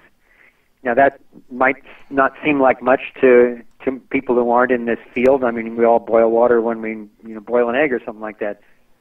But where do you get the energy to boil the water? That's the key, because that's what a nuclear power plant is. It's just a big machine to boil water, and that's what a coal-fired power plant is. All the coal pollution, everything. The purpose of all that is simply to generate enough energy to generate the boil water and then use the steam to create electricity. So the notion that an inexpensive, low-energy device could boil water in 8 seconds, try doing that even with a super hot flame, that's obviously at another level. So those are examples of some of the things that we're seeing. We're seeing lots of very interesting, compelling devices from countries all over the world. So should I take the second question, John, or do you want to stick to your one question? Go ahead. We do have another caller waiting, but go ahead real quick if you can. In terms of a replacement for the economy, when I interviewed John Gatto, the education expert for the film Thrive, I asked him, I said, John, imagine that you wake up tomorrow morning and you're Secretary of Education. What system would you employ? And he just kind of looked at me. He's a very senior guy, and he kind of looked at me like, okay, I understand you haven't been on the planet as long as I have.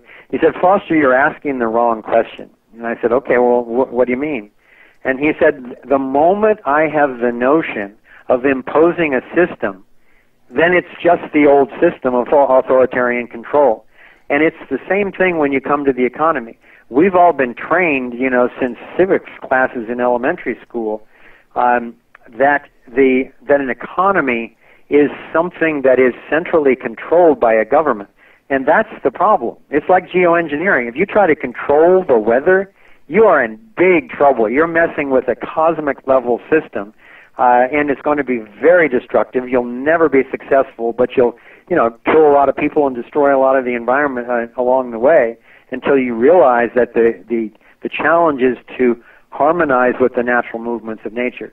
And that's the key, as far as I'm concerned, to an economy also. You won't learn this in virtually any university in the United States.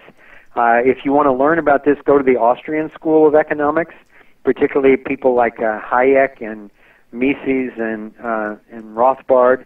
And the key to it is back to this non-aggression principle, that an economy is not some group of oligarchs or a bunch of fancy high technology computing what to move where. An economy is the day-to-day, moment-to-moment results, an organic result of the natural voluntary interactions of currently about 7 billion people. So that's trillions of interactions every day that somebody's trying to control at the moment, and that's why it's not working. When you allow voluntary exchange, then it empowers what's referred to as the price mechanism. Because a true market, and all of our markets are rigged now, the stock market, the gold market, the interest market, they're all rigged. So it's just a kind of a corrupt casino. But in a true free market, and the Economic Freedom of the World report comes out annually and demonstrates year after year that the most politically, economically, and socially free cultures are the most prosperous, they're the happiest, and they're the most secure. So there's something going on here which we need to recognize, that if you allow an economy to function naturally, then the pricing of any particular product or service will naturally rise and fall according to real human beings' real demand. And that's what determines, in a healthy system, that's what determines the distribution of the natural distribution of products and services around the world. As soon as somebody tries to control that, number one, it's not going to work. It's just going to take more and more control over people's lives to try to make it work. And it's, those people in control will never try to really help everyone.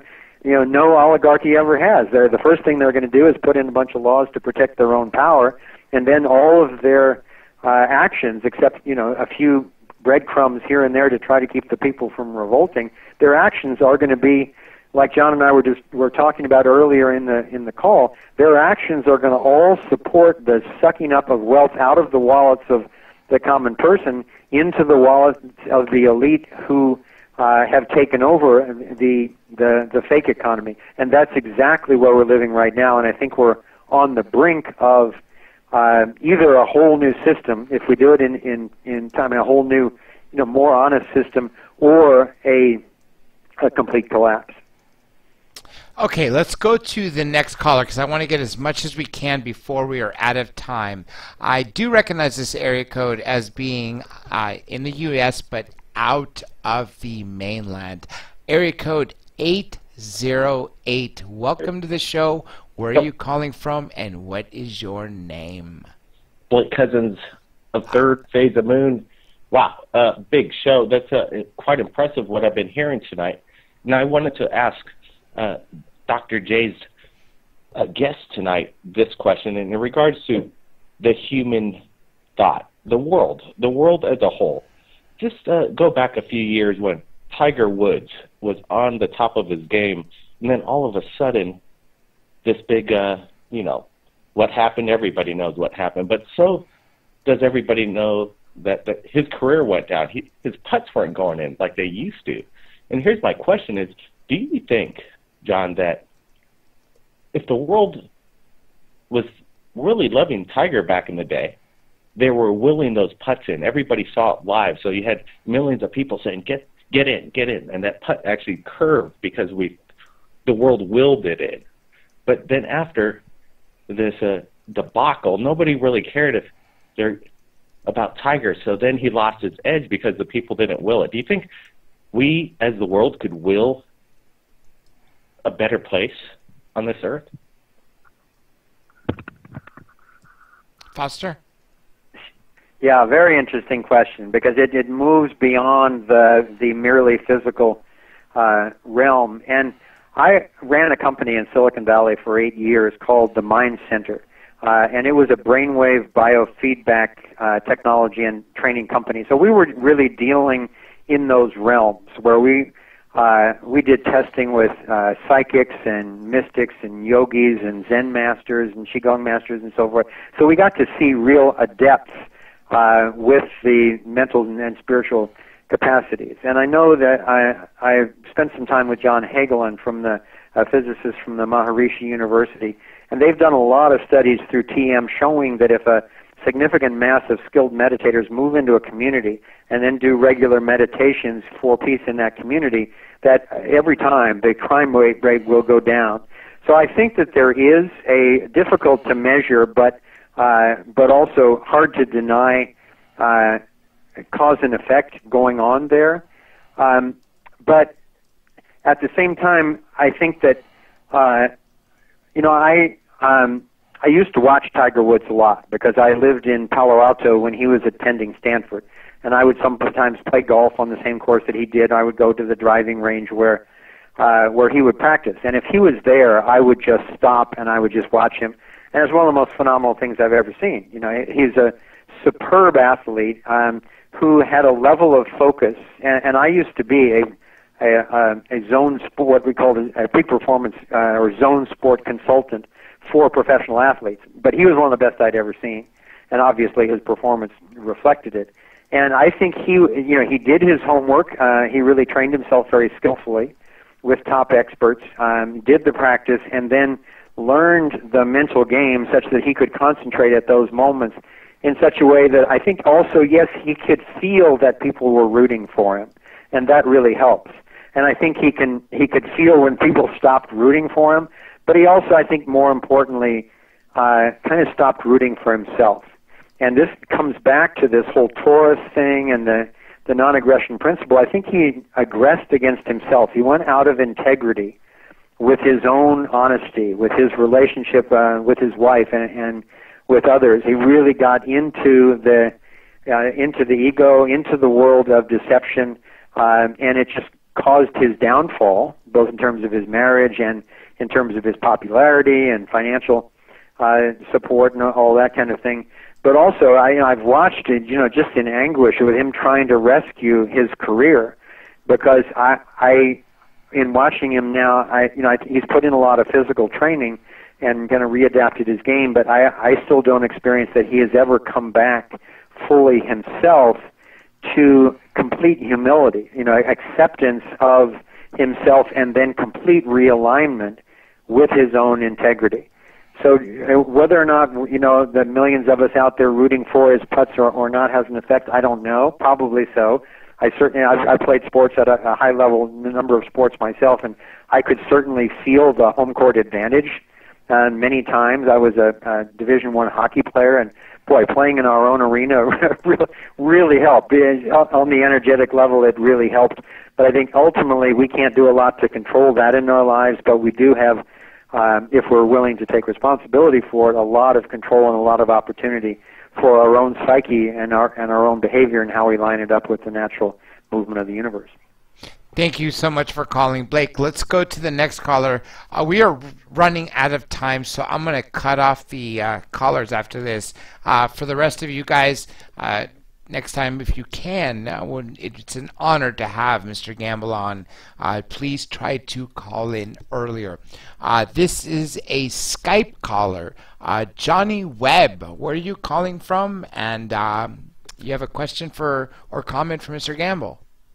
Yeah, good evening or good afternoon, wherever you are. Mr. Wait, where are you calling from? You have an accent. Yeah, I'm calling from London, England. Ah, nice. Where it's 4:48 a.m. for you. Wow. I got to give you credit for staying awake. Well, it's a pleasure to have an international caller. Go ahead and ask your question to Mr. Gamble. Yeah, good evening, Mr. Gamble.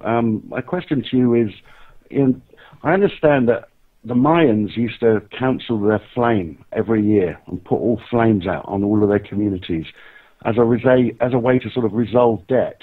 And I wondered, is it not possible that with debt being perpetually made from money that doesn't exist and printing more of it, I wondered, is it not possible we can just put a cap on debt? We haven't really addressed banking issues. We've been bowed out. We've bowed out the banks. We haven't bowed out the poor and the homeless and the health systems. So I wondered, is it not possible that we can resolve debt by cancelling it out, similar to the Mayan flame in a sense? Yeah, it's an interesting notion, and you can approach it from various perspectives.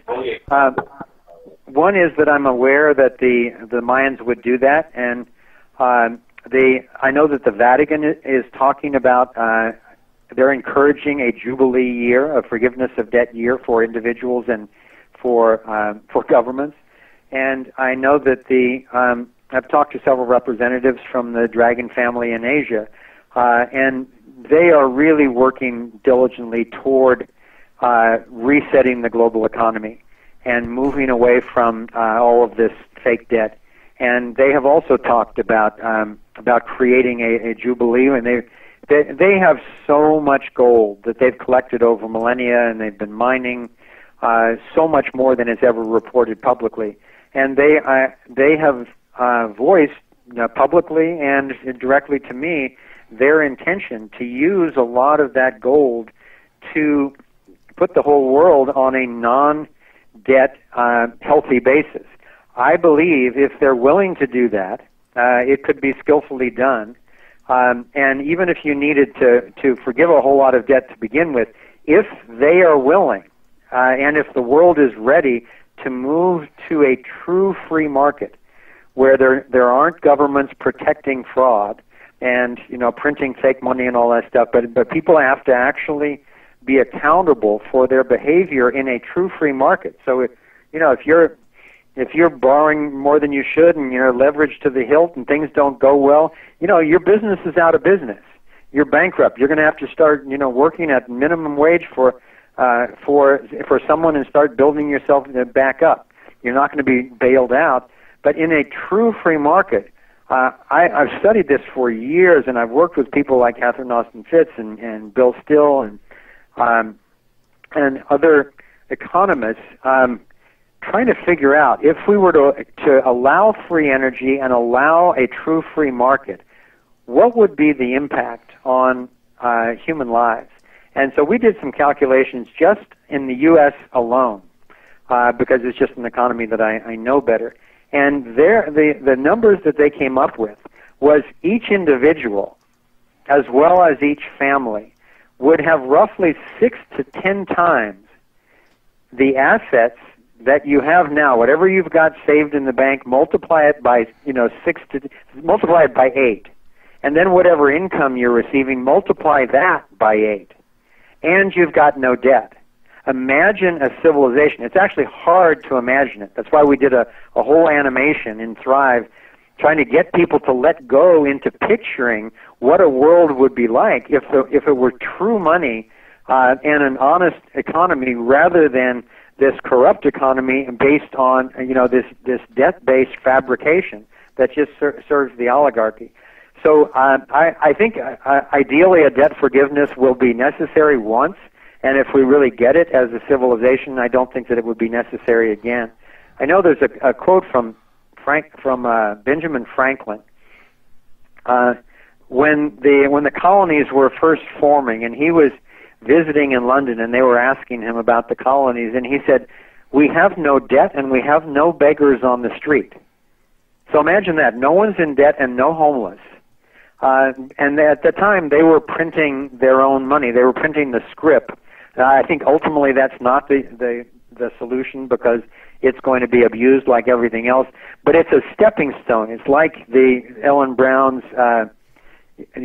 state banking system is an improvement over what we've got now, but it's still in the hands of the government. If you go to a natural economy, free market in currencies and so forth, after some kind of jubilee, if it's necessary, I don't think it'll be necessary again. We are really running out of time. I do have 2 more written questions, and Blake has 1 more comment. And then if you can, Mr. Gamble, try to limit the answers as quickly as you can. Sure. I wish we had more time. Go ahead, Blake. Say your comment real quick so I can ask these questions. No doubt. Now, let's get to it.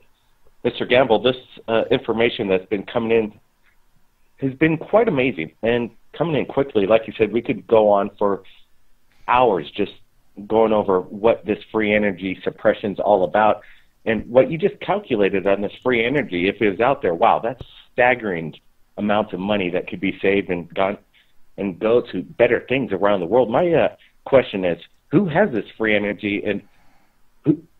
Why aren't they getting it out? That's great. That's a great question. Blake, say what you wanted to say before you go, because I got to hang up on you. Everybody, Third Phase of the Moon is the place. If you've captured anything amazing, we want to see it at Third Phase. Thanks, Dr. J. Appreciate the show tonight. Incredible show. Always. Thanks again. Well, in terms of who's got the free energy, I'm convinced that I've been told by very high-level sources that the U.S. shadow government has it in its black ops military projects, and it's had it for a long time.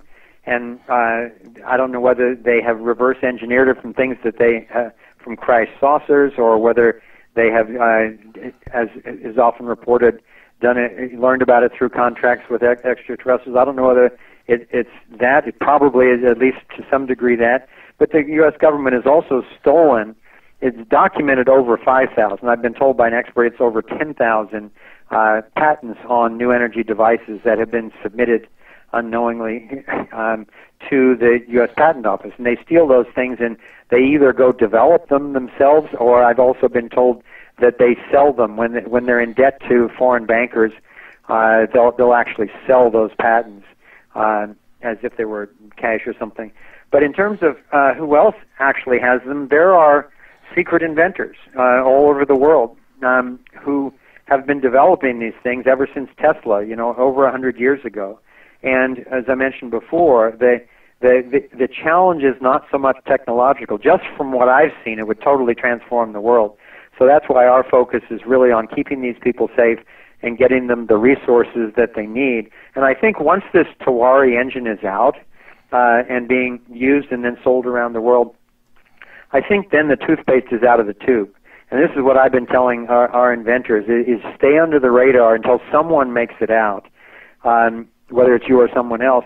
And once one person makes it out, then I think that the would-be controllers, particularly the international bankers who control so many of the corporations, will turn on a dime just like they did with the electric car, and they'll put their money into trying to corner the market on the devices rather than keeping them from coming to the market. And they're doing the same thing with marijuana. They're not trying to suppress it anymore. Now they're trying to create GMO marijuana and change the laws so that they can corner the market and control it.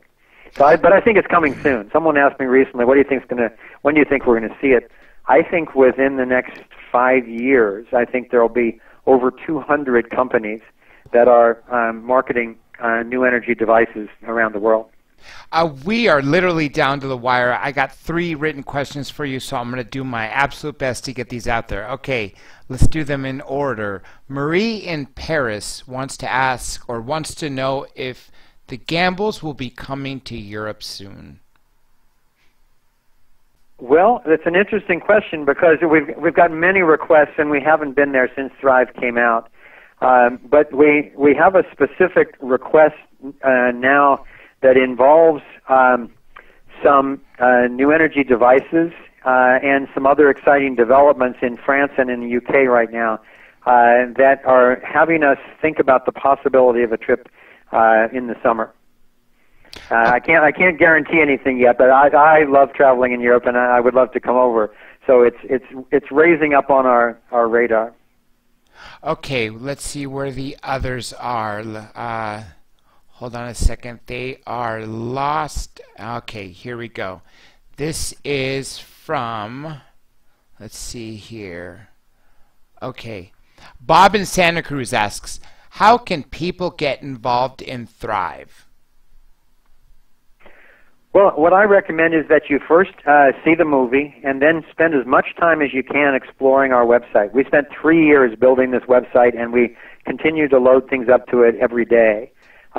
So we created the website to empower people and to save them time. So you can literally explore the vision for what's possible, what's in the way, and solutions, strategies, and success stories in every major sector in over 100 different issues that are going on around the world. And then you can join our Solutions Hub network. If you're forming a group in your area, you can sign up. Just go to the Solutions Hub section. There's over 1,000 groups in close to 100 countries around the world, and they're sharing best practices and information so that everybody doesn't have to recreate the same petitions and books and resources and lawsuits and so forth. You can share your information or ask other groups who are working on the same things you are for information by sector. So that's a great way to get involved. And then there's also a monthly, at least once, sometimes twice a month, what we call a Thrive Together call. And this is a subscription group with a minimum of $10 a month, but as much as you want to contribute to keep us going. Then you can join a 2-hour call on a Saturday from noon to 2, and we either do particular topics ourselves, or we have special guests, like Nassim Haramein and Richard Dolan and other on. It's somewhat similar to this radio show in the fact that you can call in and participate in like a think tank from all over the world. Okay, this is the final question from the listener. Literally, we got just a couple of minutes left. The next show will start in 6 minutes, so I'm going to do my absolute best. Okay, I could probably answer this question myself, but I'm going to give it to you, Mr. Gamble. Cindy in Houston wants to know where she can see the Thrive movie.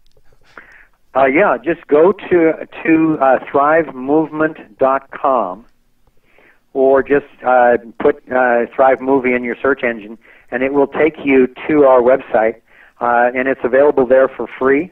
And then if you're interested in owning it, you can purchase the DVDs from our website or from Amazon as well. Okay, literally, we are out of time, Mr. Gamble. It's been an honor. All you listeners, I really, really want to thank you so much. Let me just get a couple more things in real quick, as quickly as we can. We never got to talk about the FEMA death camps or about the prison cars. Either we can do it in the future, Mr. Gamble, unless you want to make a 30-second comment on them. Handle the FEMA camps in 30 seconds. Well, all I can say is that the banks, the government, the military, they know that unless we change our direction, we're headed toward collapse very soon. And for some of them, that's a conscious agenda. And so they have prepared the laws, the NDAA, the military commissions, getting rid of posse comitatus, and they refurbished, a lot of FEMA camps around the world. And through the NDAA, Obama can simply declare a state of emergency through some false flag operation or an economic collapse that's orchestrated or whatever, and immediately take over the internet, take over the natural resources, take over communications and so forth, and basically put the whole country under martial law. And then dissidents would, and I've seen the literature on this, dissidents would be put into these FEMA camps for, quote, re-education. That was a Nazi term, so that they would, understand and agree with the government by the time they came out, if they ever did. So yeah, it's a major concern, and we're doing everything we can to wake people up and to take actions to avoid it. Foster, it has been an honest, absolute pleasure. I want to thank everybody on the Dr. J Radio Live team who has made this happen, and I definitely want to absolutely thank Mitchell for helping this happen, Jordan Pease for making the event this weekend, where you could see all the information on the site. Architects of the New Paradigm, January 16th and 17th, with outstanding guests, and of course Mr. Gamble and Mrs. Gamble. To all you out there, just stay tuned for tomorrow. Peter Lavende. Thursday will be a surprise guest. Friday, Miss Catherine Austin Fitz. With that being said, this is Dr. J Radio Live. All you have to do is go to drjradiolive.com to see upcoming guests, hear the shows, so much more information. And with that being said, I am signing out. And Mr. Gamble, hang by for a second. Okay. Thanks for letting me interact with your network. Always.